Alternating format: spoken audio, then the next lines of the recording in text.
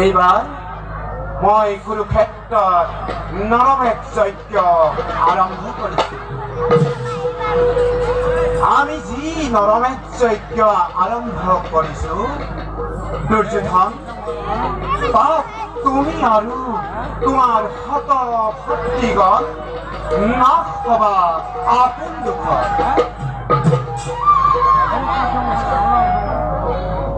জন্মবধি পাণ্ডৱ সকলৰ অনিষ্ট সাধন কৰি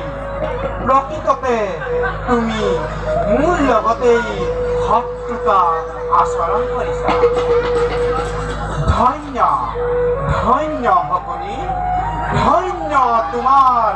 বিচক্ষণ কূটনীতি। তোমাৰ পৰোক্ষ সহায়ে মোৰ কৰ্তব্য অতি সহজ কৰি তুলিব। তুমি আৰে আৰে থাকি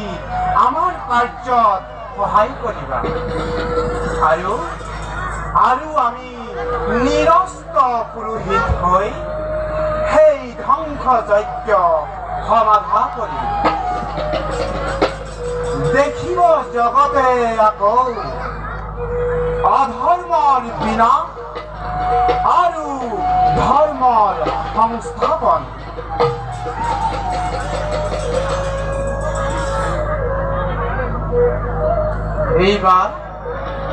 এইবাৰ ভীষ্ম পৰ্বৰ অৱসান ঘটিছে বাকী থকা দুৰ্ণ কৰ্ণ যত বীৰগণ ইহঁতৰ নিধনৰ উপায় চিন্তু এতীক্ষণে কাৰণ মই জগতৰ ঈশ্বৰ আৰু আমি শ্ৰীকৃষ্ণ গুৰু ব্ৰহ্মা গুৰু বিষ্ণু গুৰুদেৱ মহেশ্বৰ গুৰু সাক্ষাৎ পৰম ব্ৰহ্মা তস্मै শ্ৰী গুৰুৱে নমঃ তস্मै শ্ৰী গুৰুৱে নমঃ তস্मै শ্ৰী গুৰুৱে নমঃ তস্मै শ্ৰী গুৰুৱে নমঃ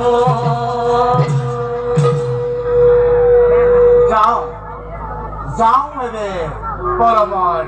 নুহে প্ৰয়োজন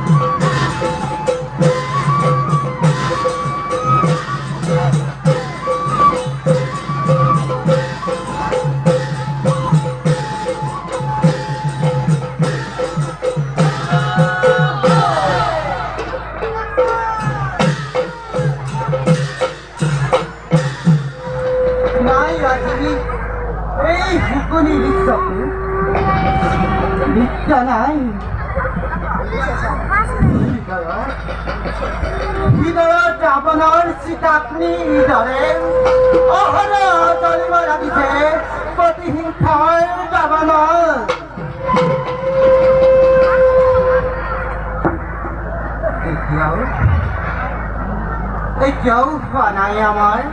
কৰ্তব্যৰ পালন এতিয়াও হোৱা নাই মোৰ পিতৃৰ তৰ্পণ গান্ধাৰৰ সেই ৰাস্তাঘাটত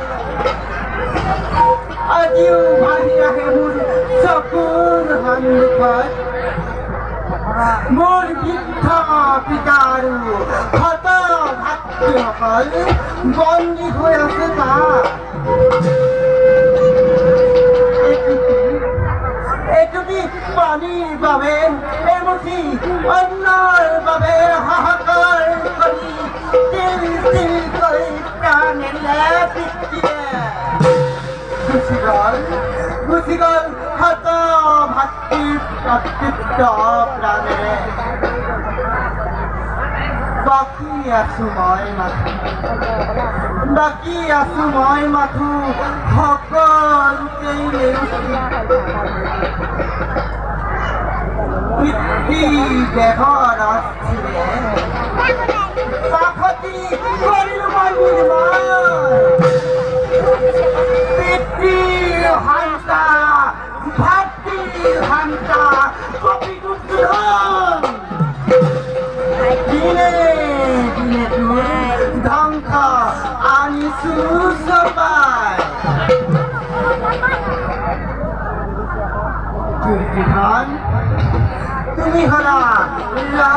ৰাজে আৰু মই হলো দিনহীন অন্নহেবী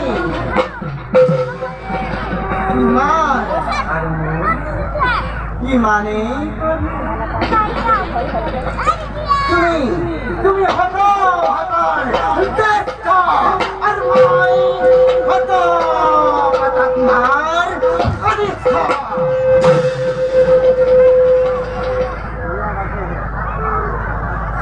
তোমাৰ আৰু মোৰ ইমানেই অথচ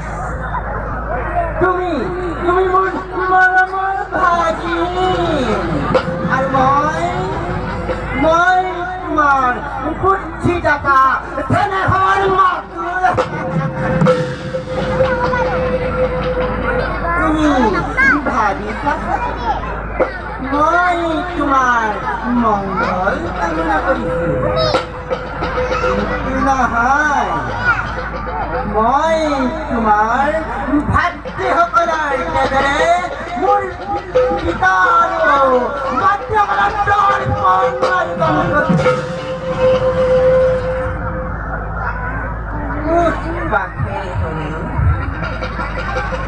পাণ্ডৱ